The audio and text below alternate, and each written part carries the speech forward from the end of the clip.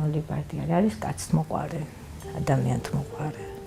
არის სიყვარულის მოტრფიალე. არის საკმაოდ მიზანდასახული. ჩემთვის არ არსებობს გამოუვალი მდგომარეობა.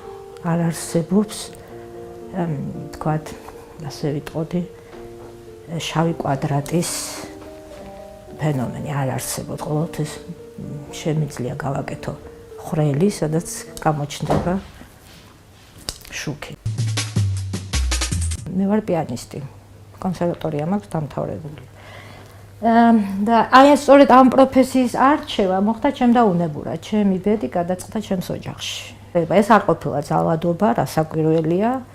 მაგრამ განისაზღვრა ჩემი ბედი ჩემ ბავშვობაში, როდესაც შემიყვანეს მუსიკალურ აწლეთში, ცენტრალურ მუსიკალურ აწლეთში, რომელიც გზა პირდაპირ კონსერვატორიისკენ მიდის, წარმოედგინა სხვანაირად, სად უნდა ჩამებარებინა. მით უმეტეს იქვე ვცხოვრობდით ჭავჭავაძის ქუჩაზე და ძალიან კარგად მახსოვს, კონსერვატორიასთან ამდენჯერ ჩავივლიდით.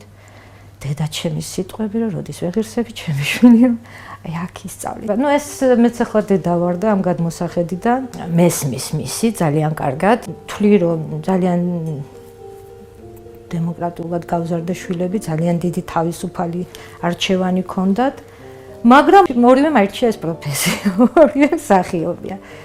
ფაქტურად იზრდებოდნენ თეატრში. ისინი ბავშვობიდან მოიწამლენ ამ გარემო ეგრეთ წოდებული თეატრის მტვერი და ბუნებრივად მათ მოითხოვეს ეს და მე მათ არ შევეწინააღმდეგე. ესეთი ძალადობა არ ხდება, მაგრამ ოჯახში ასე ბუნებრივად განსაზღვრავთ ხოლმე ჩვენი შვილების ბედს.